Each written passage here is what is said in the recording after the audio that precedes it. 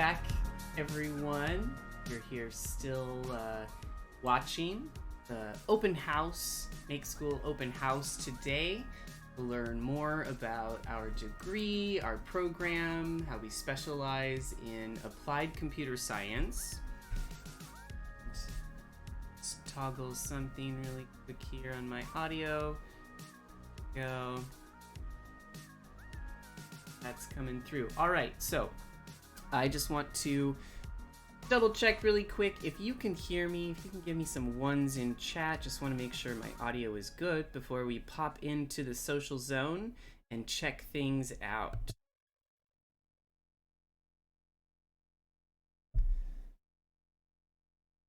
Right, let's see. Little one in chat, I can hear myself on my other computer. So let's dive in. So what is happening today is we are just at the start of the social portion of our open house event. Awesome. Thank you folks for the ones in chat. So good to hear that it's working out. And I recognize some of those names. So remember, if you want to be hanging out in person in the space, check out that link that I posted in the Discord. So you can get access to come in and hang out. So what have we done? We've already made it most of the way through the day. So now we're at social time, which is my part of the day where I'm most excited about. Let's see, is my music coming through still? That's a quiet song. So this for me is the main event, the fun that's going to take place in Spatial Chat. And you notice it's sad and empty in here right now. That's because we're in the wrong room. So we're gonna hop over and see there's a bunch of people on the second floor. Here, we'll even like la la la la, walking in the entrance, going up the stairs, and then we're gonna disappear into the second floor.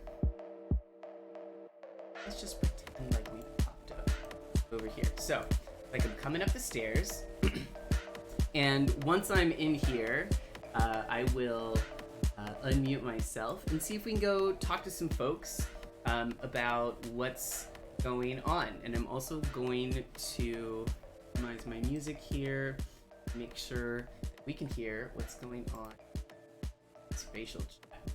All right, so we can hear some conversations going on. We can see some folks over here hanging out, talking to Tanya in admissions. Let's go check it out. So we've got a space over here for our CS 49 students. So if any of y'all are here, ready to go, again, make sure you signed up for open house to get the link. We've got a cool little fireplace zone, hang out. I know Sean's gonna pop in. He might be in here already, walking around, looking to meet people. You can see folks hanging out here in the lounge. The lounge, it looks like we've got pets of Make School. We've also got some slides about student experience. So I'm going to walk through here and try to avoid some of the audio so it's not too loud.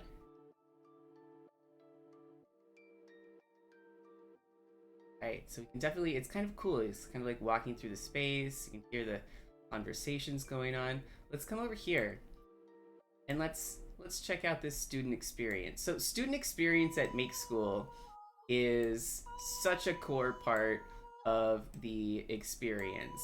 The student experience team helps organize events for students, potlucks, talent shows. There's students that they work with who help organize the events themselves. We've got different sports groups that hang out, all safely, of course, and not necessarily meeting during the COVID times.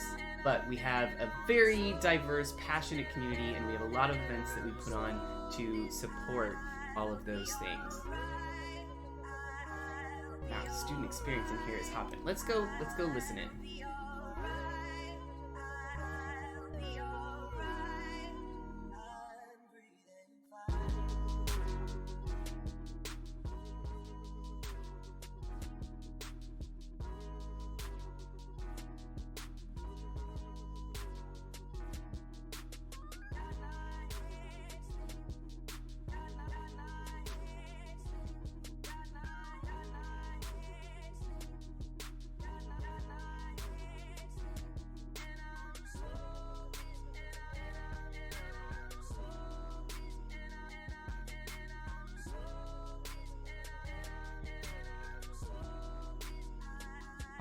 So basically folks hanging out, listening to one of our students, Starlight.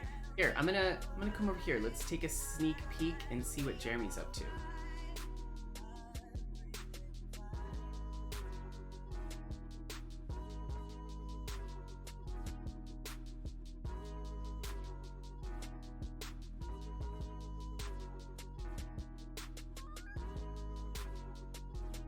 Sounds like Jeremy and a perspective are getting into a technical talk.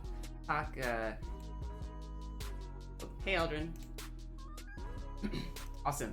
So let's walk over here. Let's go check out what's going on down here in the Great Hall. We've got some tables of student projects going on. So this is a little bit of a showcase. Hey, Marissa. So let's come take a look at what some of the students have been working on. And they're not all standing here right now because a lot of them are up in other spaces having conversations. So we have here, this is McLeet. She built this really cool Lego project. It helps you to sort of organize the parts that you need to build what you want so that you can create a more simpler ordering experience to get all the parts that you need to build that kit.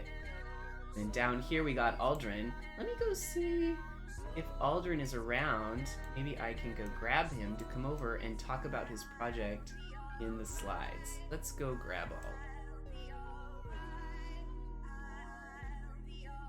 Hey Aldrin, do you want to come show me your slides?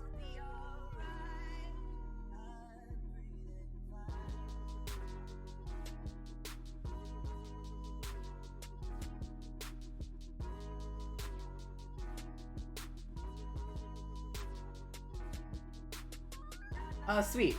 Awesome. Yeah, so come on down. So if you were watching earlier, Aldrin was my co-host at the start of the show. So Aldrin, I know you've got some other folks that you're talking to, but I just wanted to grab you really quickly and give you another minute to tell us a little bit more about the project that you worked on that's featured in the slides right here.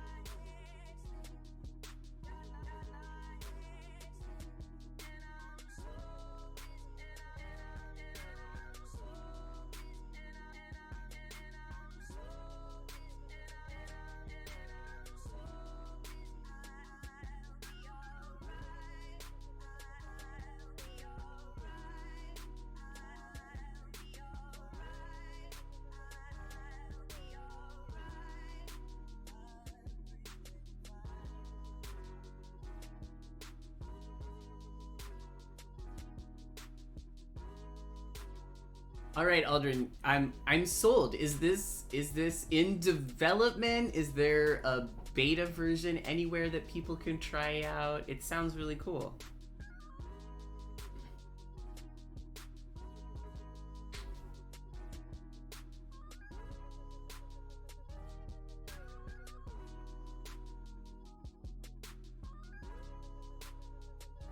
Let's see, really quick. Let me just do a sound check.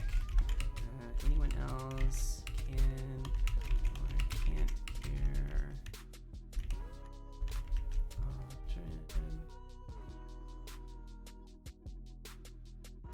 Got a few folks asking for support getting into the event, so let me just message the right person.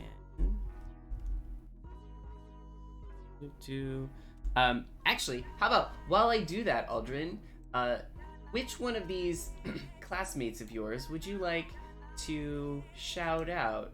Ooh, let's go stand by one of these other projects, and maybe even though it wasn't yours, let's pitch some peers.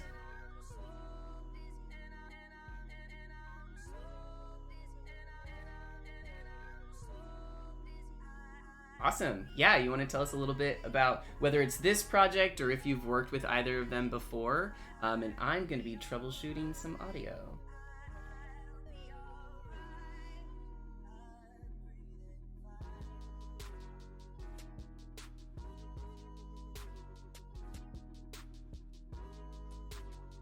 Okay. Aldrin. See, are you talking? You ready, Aldrin?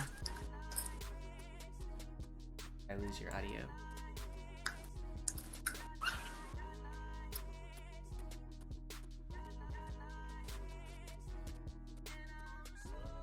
Aldrin, can you still hear me? Fun with technology. I feel like I hear... Oh, I hear you now. Oh, okay, great. What happened? I'm not quite sure. Okay, great. Yeah, if folks in Twitch chat, give me a one if you could hear. I might have to give you another minute to do a redo, Aldrin, because I think the audience couldn't hear you when you were giving your pitch. So the audio is fixed now. So if you want to give us a quick recap and then let us know about your peers project. Okay, well, actually, in a recap of my project, I'm creating a voice recognition motion assistant, which will help allow the user to vent about the day emotionally, kind of help and respond how the day is doing, kind of actually allow the user to play games. So it's kind of like a vent box for the user, and my inspiration came from the 2020 quarantine, where my brother, he's 10 years old away from we live in different houses, and he's usually home alone. No one, since I'm his only brother, he is always looking for a friend. So I wanted to create the program something where I can give him a friend and give him someone to talk to. And successfully, I did that for the intensive. But my expansion of that, I don't have a current beta version yet. But my expansion of that is, if you are familiar with the movie Big Hero 6, Baymax. My expansion of that is to create an app in regards to this next intensive happening next week, to launch something where it has like a diagnosis of not just emotions, but first aid as well. Awesome. What's up, And Elias? Came to crash this party. Hey, Aldrin. Yeah, Elias, come on. Come crash this party. Also, you know what? I see Sri over here. Yes. Sri, can we throw you under the bus? Let's all come Hello. over here and have Sri tell us about her project. Awesome. Do you want me to just tell you about my project, Jordan? Yeah, do you want to move your bubble up a little bit so we can see your project name? Yeah, or here, you can come down here. We can stand on the stage, and then I will just kind of gently point out that there's a secret code underneath me. Okay, ready, go. Awesome. So my project is called Proxity. I spent this past SPD 1.3 term coding it with my group. And basically what Proxity is that it's a local business finder.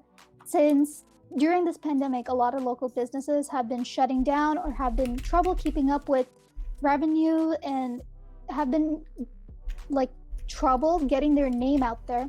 So we thought, why not help them? And that's how we created this app Proxity, which is helping you find your local business in your city close to your proximity. So Proxity.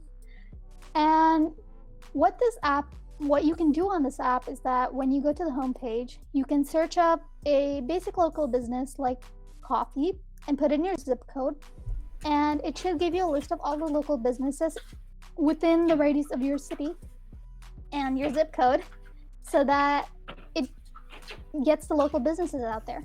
And another cool feature of Proxity is that you can also save your local business, not just by going to it, but you can save the local business's location if you create an account with us in Proxity.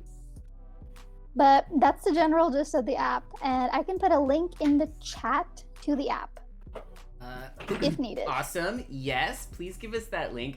I wanted to hit you up with a follow-up question, which is, did I put the wrong concentration on the slides? Are you a back-end focused student or a front end focused student? Because I see here on the project that you worked on the front end. So I just want to double check. Is this you expanding your skills? Are you a back end student and this was like your dive into the front end? And if so, what was that like for you? So yes, you didn't get anything wrong. I am a back-end major student. However, I've always had a passion for front end. So that's just kind of something I learn by myself on my own time. So whenever I can or do have the chance to display my front end skills, I take a leap at it. So for this project, I focused on primarily doing front end because my team was consisted of back end majors. So I'm like, why not put my skills to test? So I did front end for this project. Nice. We love to see it. I think that's one of the cool things about me at Make School is you can specialize and you can accomplish awesome team projects because different people on the teams will have different skill sets, but it's nice because you still always have the exposure to the full product cycle. So you can always jump in and stretch your own skills, right? So you don't have to worry about never being allowed to do front end because you're not a front end dev, right? I see Sallow over here. I see two Sallows next to me. We got the Sallow in the circle and the Sallow on the slides. Sallow, are you here to tell us about your project? Also, thank you, Sri, for Proxicity. If you DM me that link on Slack, I'll make sure I can drop it in our chat for Twitch as well. For sure, I'll do that right now. Yeah, let's get those demo links out there. Let's get you some user feedback. All right, Sallow, hit me with it. What's going on here? All right, Jordan, I'm here to make going out with friends when it's not COVID time, because right now it wouldn't be so safe or so smart, but going out to eat with friends as hassle-free as it can get. Tell me more. So my app is called Group Eat, although I should probably rename it because Group Eat doesn't really roll off the tongue. And how it works, it's imagine Kahoot meets hungry people meets Yelp. So you can log into your Group Eat profile and you can create a group or you can join a friend's group. So say I'm creating a group for all of us present. So I can make a group, put how many attendees I want, and then like the central location of sort of where we are all at. And then I send all of you my code. And so y'all just go into my group and you join it with a special secret code like Kahoot. And then we all add restaurants that we like. Or we can have it suggest restaurants near us, depending on the food type and so on and so forth. And then once we all add our restaurants, we all go into a voting phase where we all vote which restaurants we like. We don't necessarily vote which ones we don't like. We just say the ones that we do like. And at the end of the voting session, you see who wins. So which is the restaurant with most upvotes and also who upvoted that restaurant. And then that way, it just makes it a lot easier, a lot faster, and a lot hassle-free when you want to coordinate with various different friends to go eat somewhere. So it's pretty cool if you ask me. Well, I am asking you, Sallow. So it does sound pretty cool. So follow-up question. It sounds like that is going to be amazing when we can go out into the world. Is there a shelter-in-place COVID option? Can we pick a food place together so that we can like coordinate our delivery and have like a remote Netflix and like hot wings night or anything like that? I mean, technically there's nothing that forces you to go to the restaurant like physically. So you could just do the same process. And then at the end, when you have like the most upvoted restaurant, you can just all be like, all right, let's all order here. And so actually with that in mind, it could be interesting if I can add like some sort of button or link that takes you either to the website or so link that you can call them. DoorDash, link it to my Uber Eats, link it to my everything, Sallow. I want to be super lazy as well. Exactly. It's for the epitome of social laziness. That's the direction we're moving in the world. I see someone over your shoulder here, Tanya. Tanya, were you excited about the idea of Netflix and hot wings, or was that just like an abhorrent idea? I saw a face that you made. Well, okay, fun fact about me, I actually don't like chicken wings. I don't like things that have a lot of bone because I have an intense fear that I'm gonna choke and die. Oh, Tanya, this is a great interview topic. Do you want to take this to the couches up at the top of the Great Hall? You want to come? Do folks want to come up to the couches? Let's Otherwise, I go. wasn't getting it done. I'll come and chat. Honestly, just wasn't happening. Talking. I feel like every people. All right, let's weird like honorable let's mention. go to this corner over here. It's a little quieter. Or so- Tanya, over here. Impact? This side's quieter. Nice. Take breaks. Jordan, you know, Walk around. as a matter of fact, talking about Netflix and chicken wings. So my girlfriend's like half a continent, half a planet away, and sometimes we do Netflix parties at McDonald's. So we both order food from McDonald's, which is the only place that both where we're at has in common. And then we put the same Netflix show, and it's like a virtual date. Well, there you go. Now you just need to upgrade what you've got into the virtual long distance date night app. I think you got a winner right there. All right, now Tanya, I do want to get back to you. And first of all, who the heck are you, Tanya? Do you want to tell us a little bit about yourself? We haven't really gotten to hear from you yet today because I've been just kind of jumping around on the stream and in spatial chat, but I'd love to hear. Who is the Tanya? Wow. Hi, I'm Tanya, and I work in admissions at Make School. You will see me, if you're ever here in person, flittering around. You know me by my very long red hair. The only person whose hair probably rivals it is Jeremy. He does And have the red hair, yes. Yeah, in terms of hair, like we are the long redheads of Make School. And yeah, I've been at Make School just under 2 years actually. And I do a lot of like reading applications and talking to students and trying to problem solve things. Like I ordered my transcript 6 times and they still haven't sent it. Being like, okay, let me call your school board for you and find out what's going on. Okay, And I wish this joke. So what I'm hearing, Tanya, is we should be talking to you about the secrets of admissions at Make School. It sounds like you have some power here. So if I were a prospective and Make School is my dream school, what are the top 3 things I should know about the process? Like, is it different from other processes? Are some things harder? Like, are there important deadlines? Like, what are the 3 most important pieces of information I should know so that I can apply and hopefully successfully be admitted to Make School? Yeah, I would say the first is we are similar to other schools in that, yeah, you have to put in a written application. And similar to other schools, this is something a lot of students get confused. You are not admitted just because you put in an application. So you have to fill out the written application on our website and submit the materials and then wait to receive a decision. We get a lot of students who are like, I put in an application 6 months ago and I never heard anything. And it's like, well, yeah, you never turned anything in. That's why. Tanya, are you telling me that this is a real college? I can't just sign up?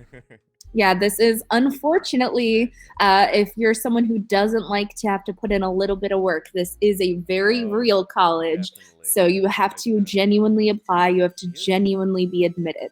What sets us apart in our admission standards is we are rooting for you. We don't want to create like this sense of elitist exclusion that only so-and-so type of people get to come in. We root for you. We want you here. If you are passionate about programming, if you are passionate about creating tech and developing things, we want to get you here. It's honestly the worst day when I have to reject a student, when I have to tell a student, I'm sorry, we can't admit you.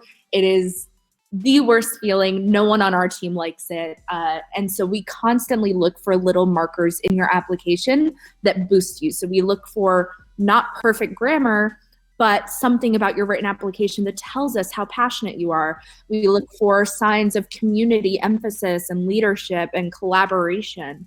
We want you here. And then I would say the third thing to be aware of is probably that deadlines are both meaningless and meaningful. Meaningless in the sense that we have a I wish rolling I had another application. emoji face to do like a thinking. Ooh, can I do an Is it emoji? this Do I one? know how Yes, we'll there we find go. that? Oh, yes. Okay, that's the face. Okay, tell me more. So essentially, we do have deadlines, and these deadlines are based on what it takes us to get you a decision and for you to have time to decide if we're the right program for you. What I mean by that is it's not enough that we admit you. You have to come to events like the one we're hosting right now to talk to our students and our faculty. You have to go through financial aid. You have to look at the enrollment process. You have to decide if this is the right program for you. And you can't start that until you get an admissions decision. So even though we have deadlines, we encourage students constantly, apply earlier than the deadline. We give out decisions in 2 to 3 weeks on average.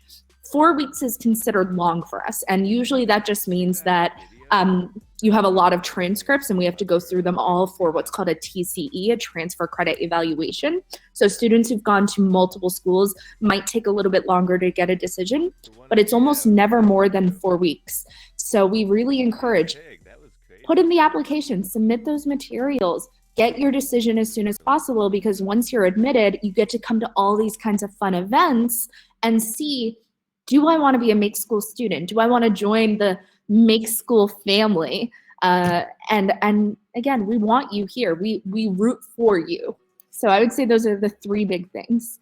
So one thing I didn't hear was prior programming experience or Meaningless. math, or like, what are there prerequisites? I heard you say I just have to have a passion for programming. So if I have never done it before, but I'm interested and I have a vision for how programming could be a part of my life or my other interests, you're telling me that's all I need. I don't need to have done 2 years of high school computer science.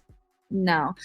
What we look for is signs of problem solving and logic and puzzle. And what I mean by that is those are common characteristics that we see in professional programmers, common things that we see in people who like to code. They like to build puzzles.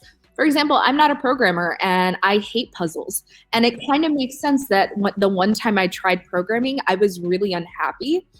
I'm someone who doesn't like problem solving. I'm someone who doesn't like puzzles. I'm someone who doesn't like logic question games.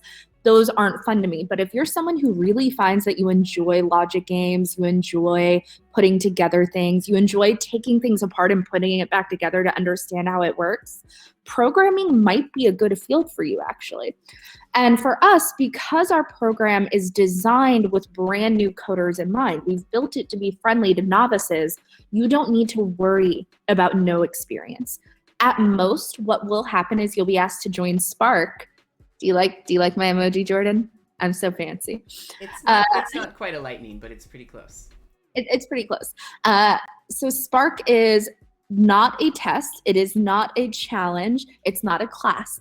It's just a little game that we have you do so you can test that you actually will enjoy coding. We notice that there's a huge gap in what people think professional programming is versus what it actually is. And we want to give you a little bit of a sample to make sure that you're going to be happy in this program, because it's an accelerated, intense 2 to 3 year program. We want to make sure that you're happy during that entire 2 to 3 years. Awesome. So if I maybe didn't take notes while you gave out all of that excellent information, where is the best place to get a hold of you, Tanya? Because I know you said you didn't like puzzles and all that stuff, but I'm gonna take a moment and shout you out here and say that you're an amazing admissions counselor and you always provide excellent support to applicants. So how can they get in touch with you? Because I think, it's a scary process and sometimes people feel like they have to figure it all out on their own, but that's really not true. And we're really happy to help them with literally every step of the process. So what's the best way for people to get in contact with Tanya to start talking about admission? So my recommendation is always to email admissions@makeschool.com. That's tanya.makeschool.com. The reason I recommend emailing that and not my private email is if I'm out of office, if I am sick, or even if I'm just, this week I've been a little bit slow to respond to emails because I've been helping to put this together. I want to make sure that anyone on our team sees your question and gets it answered as soon as possible. That's very important to me. You can email me directly at Tanya, Tania, @makeschool.com. I'll put it in the chat right here. But again, I always recommend the group inbox because that way anyone on our team can respond at any time. I am on our Discord as well. A pro tip. I highly recommend doing things through email because it helps with your own records. Discord isn't going to save things forever. Things might get deleted. Whereas an email, you can, as long as you don't delete it and archive it, you can always pull it back. So if I said something and then I made a mistake, you can pull it up and be like, hey, Tanya, you said this on this day. And I'm like, oh, yeah, you're right. Okay, let's see what happened that made this mistake occur. People are human, mistakes happen, and I just want to make sure that you have the documentation to support yourself. Other than that, you can reach out and schedule a Calendly. We send out emails with our Calendly invites, and I actually will share that Calendly link here so that y'all can see what it is. 1 second. It is coming in 1 second. My computer has too many Give us those tabs. secret links. Secret access. Exactly, the secret access. Secrets of it. But I also have 8,000 tabs open, so my computer is very mad at me. It's calendly.com/Tanya Gidney /enrollment counselor. Let's So just my name, copy enrollment and paste that one right into chat. There you go, Twitch chat. If you want to talk to Tanya about Make School admissions, you're up. All right. And I will give y'all one helpful tip. Sometimes we get students who email every staff member and do Discord and try and make an appointment. That's actually not a good idea. And the reason I say that is we as a staff don't have access to each other's private emails. So we don't know if someone's already responded to you. So you might end up with like 8 different people telling you something. It is always better to do one email. And if you feel nervous, go ahead and CC people in the same email. But don't do independent. Giving out professional development tips for free on the internet. That's what we like to see. All right, now, Tanya, I don't want to take up too much of your time because, as you said, you helped organize this event, and I want to make sure you have time to go run around in spatial chat and hang out with folks. So before I leave you, my question is, who should I go talk to next? Which person or table at this event should I make sure to help showcase for our viewers on Twitch? I've been talking to students. Who haven't you spoken with yet? Well, we did some showcase stuff down below. Our students' projects are awesome. I'm so proud of them. Student projects are pretty awesome.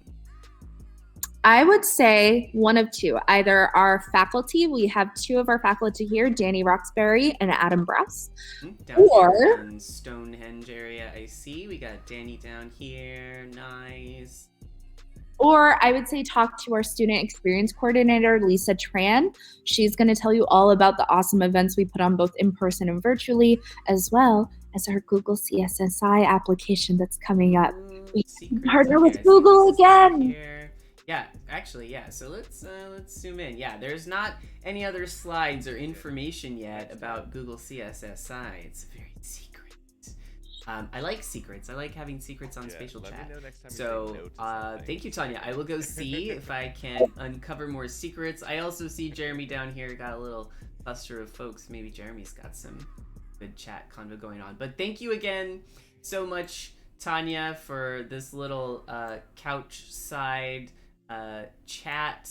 Here, Tanya, you want to come sit in these chairs with me, and that way we can grab a nice screenshot later welcoming the applicants. They're called December. I was going to ask if they wanted to join us. All right, so there we go. I'm just going to leave that there, and then I'll come and grab a screenshot later.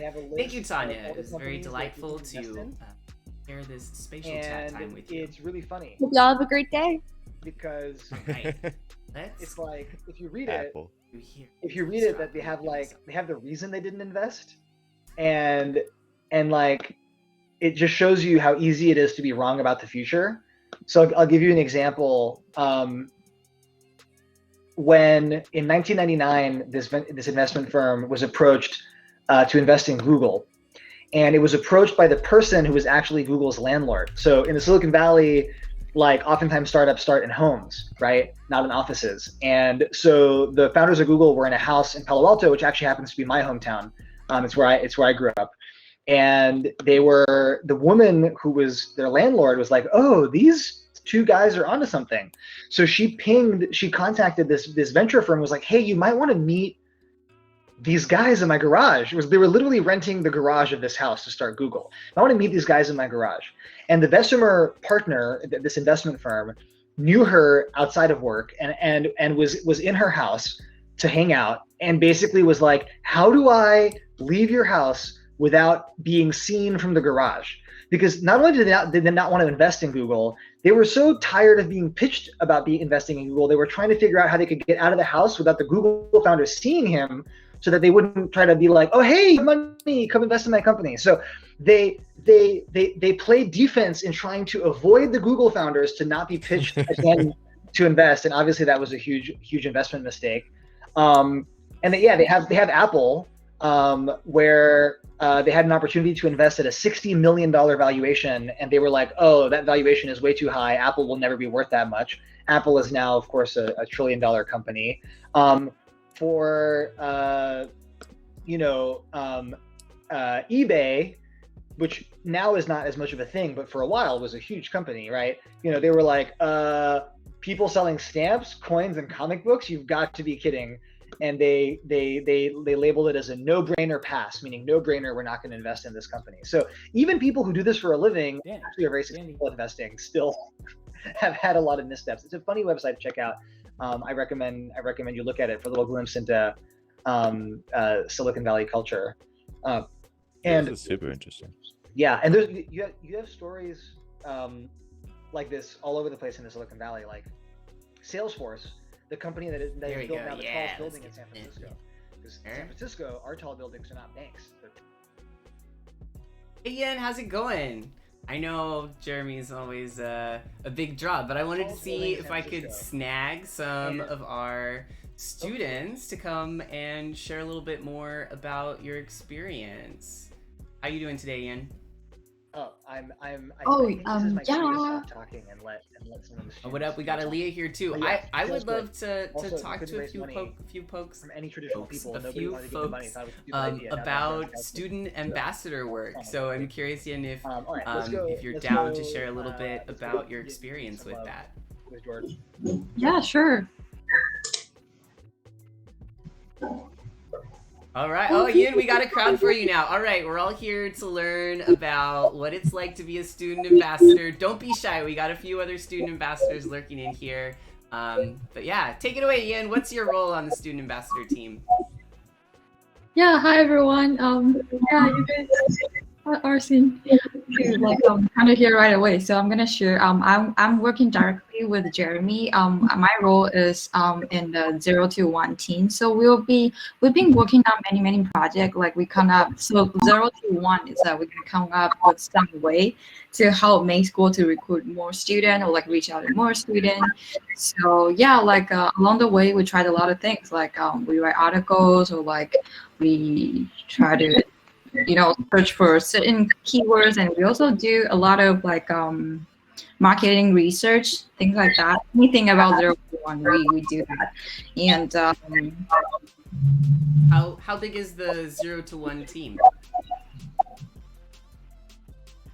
Excuse me, I didn't hear it. How big is your team 0 to 1 team? Oh, the team, like we have 3 students, me here and Salo. Salo's here. Hey. Salo, do you want to share like your life in the 0 to 1 team? All right, so a little brief overview. I didn't mean to crash in, Ian, but the 0 to 1 team, like, it's in school when they teach you for science, you need to make a hypothesis, test it, see if it works, readjust, and do it again. So that's what we do. We do a bunch of tests for a bunch of different things to see what works and what doesn't. And we're constantly just finding new things, making up, like, we're inventing, like, oh, how can we achieve this goal? Like, we invent the goal and then we invent a way to achieve it, and then we see if it works. If it works, we do it. If it doesn't work, we go on to the next one. Or we readjust and we try again until we eventually, move on to the next thing. So it's pretty cool. Do you have We do any, we just do do a either of bunch. you have an example of one of the sort of things that you tried that failed? Yes, Yin and I tried to do, so we tried to find people to survey. We wanted to do a bunch of surveys for college. It was online college STEM students. And we posted on Reddit, we posted on Quora, we posted on a bunch of places, but we didn't quite get any good replies. I couldn't even survey of one person. Yin, did you get any survey responses? I didn't. And like talking about survey, like we also worked on another survey question because we want to reach out to more non-traditional student or more student who's thinking about starting a journey in computer science. So we designed this survey for people who are interested in computer science. And then we kind of with the intention that, hey, fill out this survey, we'll give you. You get a chance to have Amazon, gift card. But in the end, I got about 20, reports. But as I was going to reach out to them, none of them replied to me. So yeah, it's like we just keep trying, sending out survey or reaching out to people, and if nobody responds or no, didn't get a result, we would just move on and come up with something else. Recently, there's this project we're working on, which I think is really cool, is we want to do the social listening to listen to anyone who's on the internet, have any question about computer science, or have any question about how to choose the right school to learn computer science. And then we will track that keyword, and we will hop onto the post or the topic, and we would try to answer them, so that by doing that, they would get to know about May School. That's the project we're working on right now. Awesome. I mean, that one sounds great. That sounds like the kind of thing where, even if you don't get any sort of responses right away, you're still just helping generate more educational content on the internet, which is awesome. Thank you so much, Yin. I want to just keep an eye on the time. Jeremy, I see you're hovering. Did you have anything that you wanted to share about your experience working with our student ambassadors on Team 01? Have they impressed you? Oh, of course. But I will say just more generally that we are at that sweet spot, I think, in being the intersection of a startup and a school that allows us to really think about doing things with students in a more systemic way. When if you read blog posts about how startups should think about being a good startup, you read a lot about how it's really important to get feedback from people who are your users. In our case, that would be our students. How to iterate rapidly based on that feedback. How to make sure that you're engaging them in the development of your product, which in our case is the school. And so the opportunity to work directly with students, and I'm not the only one on the team who does so, and there's quite a large student ambassador program, quite a large student TA program also, where students can get paid to be TAs. It really makes, we always can be and will be better, but it is a huge difference from an institution where there's not really any contact points between the people running the place and the people studying at the place. Here, not only do we try to collect feedback and do all these different things that I'm sure you have heard about or will hear about in regards to how Make School tries to incorporate student feedback, but we also work side by side with students on projects, which gives us a lot of opportunities to learn more about how we can be a better school. As another example,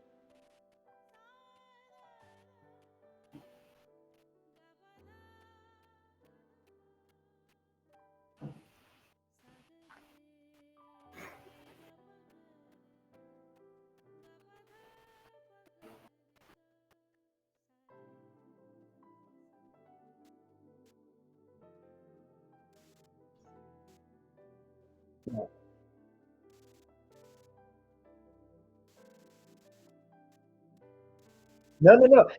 I was gonna give another example, which is Sid and Starlight. I'm not sure where Starlight is, but he was here around earlier. But Sid and Starlight worked with me to make a video series where we interviewed Make School alums and also people in tech and put it up on our YouTube channel. So if you check up our YouTube channel, you'll see Sid and Starlight interviewing various folks who went to Make School, which can give you also, by the way, good stories to kind of learn from in regards to like what are Make School students like. The answer is there's no one answer. There are like all kinds of different kinds of folks, and they all seem to have in common the desire to build really great things with software, and oftentimes also get a tech job afterwards.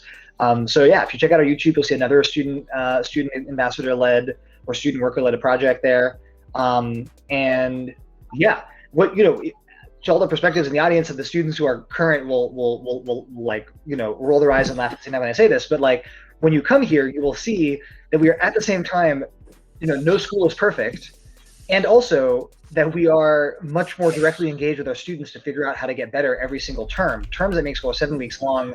We try to iterate and change at least something about the school to make it better in response to student feedback every 7 weeks. Yes, and our students love filling out those feedback surveys, don't they?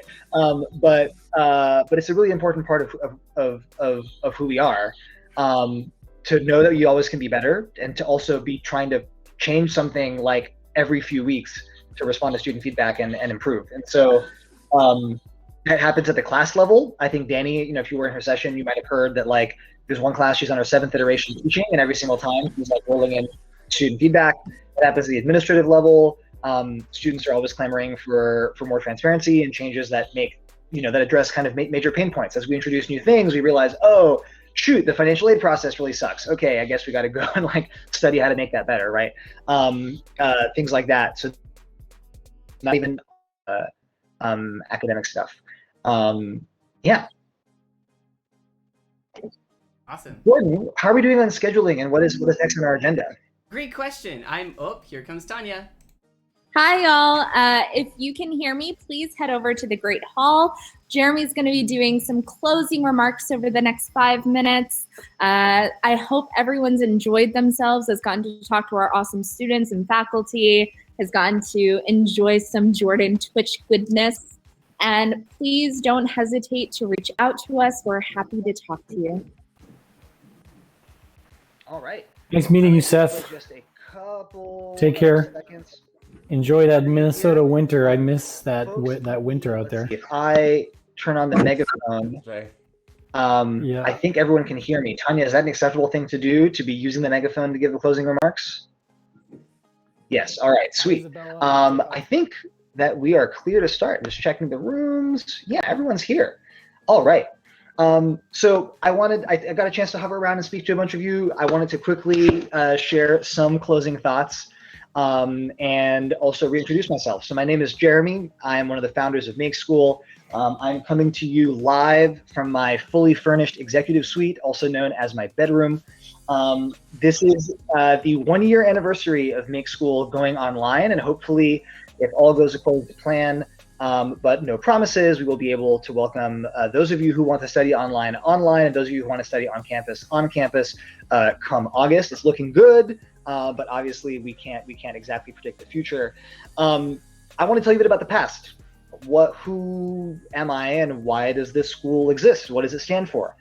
Make School was started because I had an experience in higher education that I felt was lacking when it came to kind of alignment with my interests and my passions. What do I mean by that? When I was in high school, I was super lucky for 2 things.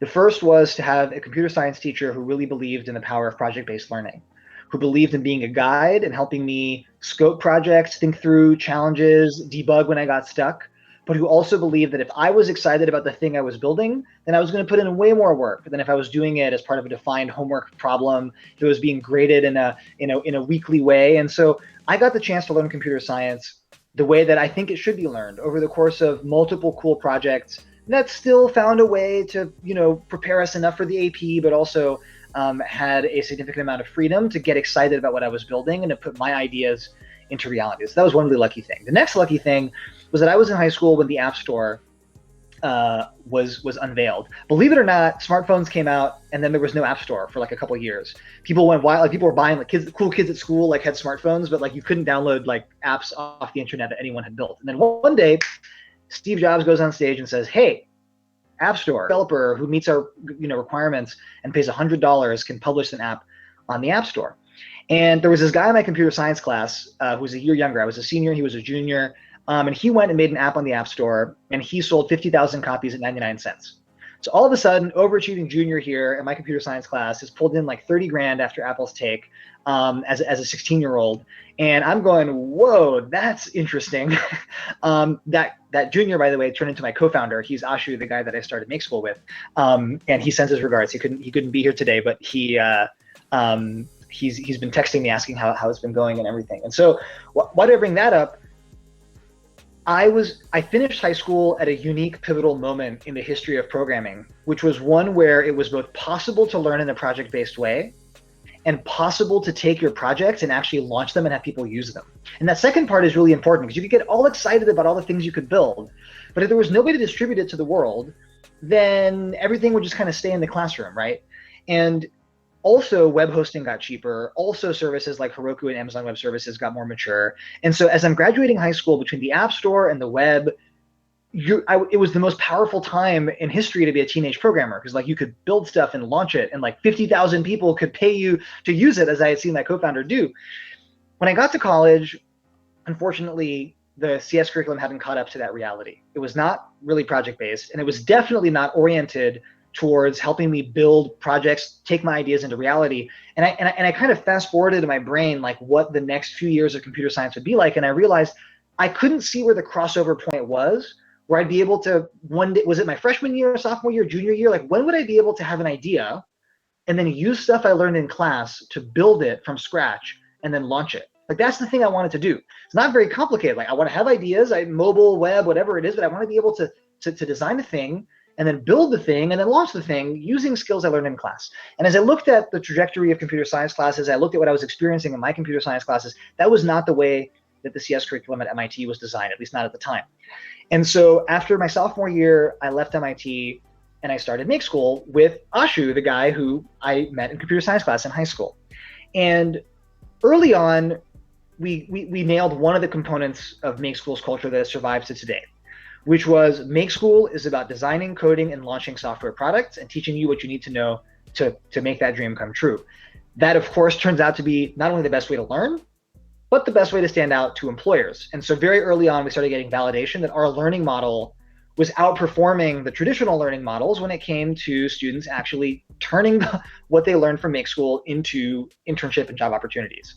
So that was the early days, 2012, 2013, 2014. We ran summer programs. We ran programs that were like an alternative to college. You didn't get a degree, but you could go to Make School and we still prepare you for your job. Actually, Jordan, who you all met, it sounds like, or at least heard from at this point, Jordan was one of the first students in the 2014 pilot precursor of what turned into Make School.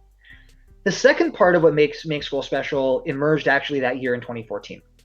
So for 2-3 years, we got the whole culture like project-based learning, learn by doing, turn your ideas into reality, launch, learn how to get users, build in some design skills, some entrepreneurship skills, right? All that was really there. 2014, we realized, wait a second, higher ed in the US has a huge problem, right? We are running summer programs. We were even helping other colleges. We were selling curriculum to other schools. I went back to MIT and they paid me and Make School to teach an iPhone development class at MIT for years because they didn't have the curriculum themselves. We did the same thing with Carnegie Mellon. We did the same thing with other schools. And we realized in 2014, like, wait a second, why are we a supplement to the traditional system? Let's be our own system. And then we realized, okay, problem number 2, right? Higher education in the US is way too expensive. But also running a school is expensive. So how do you reconcile those things? Like if we want to really educate people for years to get them these skills, not just in kind of a passing way, not just be a boot camp, oh, we're going to teach you JavaScript for 9 weeks and then, go. But we're going to be a college. We're going to teach you from, the liberal arts skills to the coding skills to the communication skills to like all the above. Like that's expensive to do. But also college in the US is way too expensive. And student debt is a massive problem, right? So in 2014, we came up with this idea, like what if people only paid if they got a job? Simple. And that idea has carried through to today. Whether you take out student loans to pay for Make School, and then we pay those loans for you after graduation if you don't have a job, or you take an income share agreement and only pay if you get a job, one way or another, the Make School model is you succeed, we succeed. And that really took form in 2014. And that's been another driving part of our culture since then. Because guess what? Every single morning, we all wake up going to work knowing that at the end of the day, we don't get paid unless you get paid. And for all that there is in running a school that is complicated and multifaceted, as we have designed an entire bachelor's worth of content and hired faculty and people who are way better than me at teaching. Like, I used to teach all the Make School classes like back in 2013, like no longer the case. One of the things that really is focusing in our priorities is students must succeed or none of this matters. And that doesn't mean that we don't value the liberal arts. Actually, employers tell us it gives our students a big edge over students who go to other more career-focused programs. So we're that blend that kind of no one else has, where we got the in-major stuff, the computer science stuff, super career-focused, but then we also give you that well-rounded background where you can have those communication skills, critical thinking skills that companies really want to see. But we stay focused, right? We can't get distracted doing things that other colleges do, because at the end of the day, we're on the hook. And that has been an incredible feature to our culture that has really drawn in some amazing people who work here because they believe that's the way that higher education should be. Some amazing people who study here because they believe that's the way that higher education should be. And a community that rallies behind the goal that I think a lot of colleges are too shy to admit is most college students' goal, which is to set themselves up for a career that will be sustainable and allow them to achieve their life goals from a financial perspective, from a learning perspective. We can't pretend that's not a thing we want out of college in most cases. And so we don't. We say that all that stuff is super important, well-rounded learning, critical thinking, but we also need to stay laser focused on making sure that we're relevant to a career for you, because if we're not, and you don't get that career, then we are on the hook at the end. And so that's what I wanted to tell you. Like, we passionately believe a very, very significant but relatively straightforward set of things. Learning should be project-based, active, teach you how to build things that you can turn, so you can turn your ideas into reality, show that to employers, not have them be excited about you because of some GPA, but be excited about you because they can look at all the things you've built, which is how our students get a leg up in the job market. And also, we believe that we should not succeed unless you succeed. And that's just fundamental to everything we do. That's just a non-negotiable. Like, we will only succeed if students succeed. It guides every meeting at Make School that's happening behind the scenes, everything that we decide to do. We don't always get it right? Sometimes, you try things and students are like, that sucked. You're like, okay, we won't do that again. So we don't always succeed, but we are always, in every single conversation, it's like, how do we make this better for the students? Because ultimately, we have no choice. And so a lot of schools believe genuinely in helping students succeed. But we are the school that has no choice but to prioritize that and cannot keep our eyes off the prize, because that is just built into our model and built into our DNA. So as you think about whether you're already like, yes, Make School, Dream School, I'm going there in August, or you're still considering what your college options are, I think it's just important to take perspective on what you want to get out of a higher education. And if a very highly supported, like super highly supported, right? I mean, student community, student experience staff, dedicated coaching, very highly supported, but very intense program that is going to take you from where you are today to being able to have ideas for software products and the ability to build those ideas from scratch. If that's the thing that you want to be able to do, and you want to do it in the place that is committed to teaching it to you in the way the pros do it and has the relationships to get you jobs in tech. We just had a bit of a snowball effect recently, actually, where Microsoft interviewed and hired one student and then came back and interviewed 30 and has hired 6 students in a row from Make School just in the past few months. And we're starting to see evidence of more like that. If that's what you want out of higher education, this is the place for you. And whether you're going to study with us online, you're going to come to campus when we reopen it, hopefully in August. This is a community of people who are, as you can tell from interacting with them, there's no one qualifier. There's no overriding characteristic. You can't be like, yes, everyone's a white X, black that. No, we are every type of human, but united by our desire to build awesome software products that solve real problems in the world. And so by being so different, we bring all kinds of crazy different perspectives. We all have that culture, that core thing in common. We all really want to build world-changing software, and we're all here to support each other in doing so. There's not really any competitive dynamics at Make School. There's no reason for that. It's the opposite of a cutthroat community. And for those of you who were here a bit earlier, listening to Brian talk about some, he was like, this is the career path where people are the nicest to you as you're a beginner. Everyone's like trying to make sure that you're okay because it's so intense, but they want to help you and they want to see you succeed. And so as you think about higher education, I think that's what I would think about. Do you want to be in a place that has been designed from the ground up by first a couple of college dropouts who wanted something better than what they experienced, who then brought on a team of passionate people who believed in that same vision, a school that was built from the ground up to help you learn the skills you need to have ideas about world-changing software and the ability to build them from scratch, turn that into starting a great company or joining a great company and joining a great community of people who believe in the same thing. So those are my remarks. And I'm excited to see those of you who've chosen to take some time out of your precious Saturday to hang out with us. And if you have any more questions or you want to learn more about Make School, of course, the admissions team is always there for you. And my email is very easy to guess. It is just jeremy@makeschool.com. So if you ever want to get directly in touch, or if you got that person in your life, maybe a parent who's like not so sold on you going to Make School, and you're like, man, it would really help if they spoke to someone like Jeremy, you can reach out to me, jeremy@makeschool.com, and I am happy to help. Otherwise, I turn it back over to our organizers to tell you more about the end of the day. All right. First of all, thank you so much, Jeremy. I was creepily taking many photos of Jeremy as he's speaking, so he will now see in the Slack channel many a Jeremy face. So on the topic of photos, since this is the end of the event, if you would be willing, we would love everyone to take a seat here in the Great Hall and do a quick little screenshot. Can everyone find a seat? You don't have to have your camera on if you don't feel comfortable, but if you do feel comfortable, we would love for everyone to be in a little Make School family photo. And yes, I'm talking to staff too who are still here.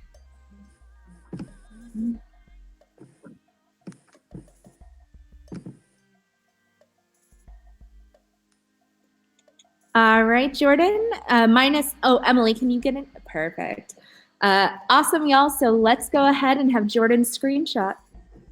Yeah, I would love to screenshot it. Can we all get some, your favorite emoji reaction on the count of 3 that represents the day you had, right? Was it fire? Was it like woo? Was it that? Okay, so in 3, because I want to get them all up on the screen at the same time. So let's go in 3, 2, 1. Emojis! Woo! Nice.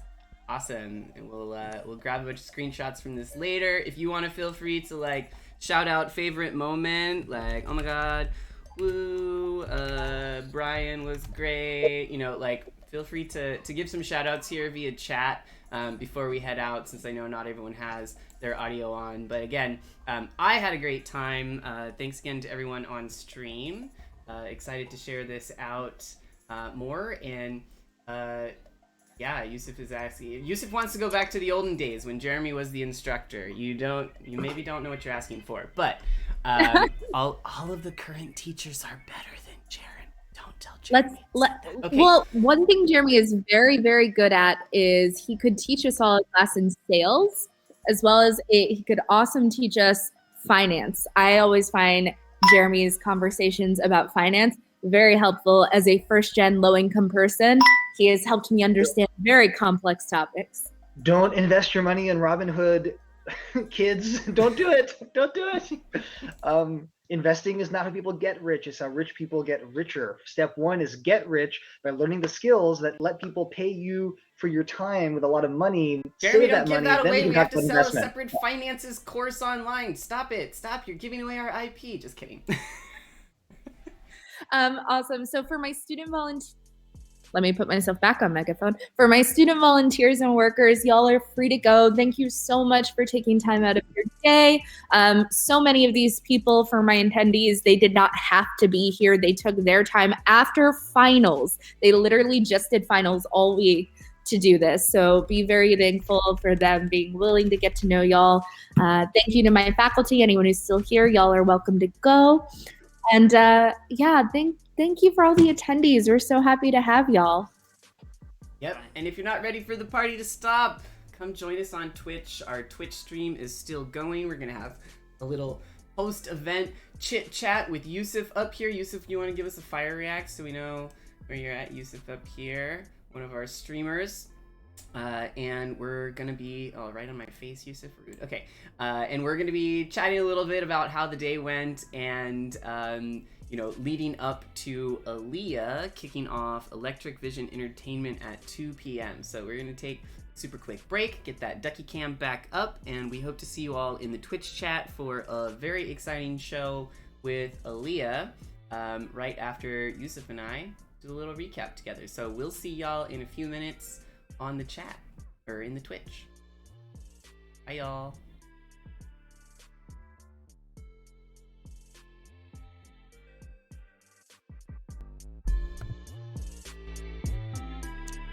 So for I think every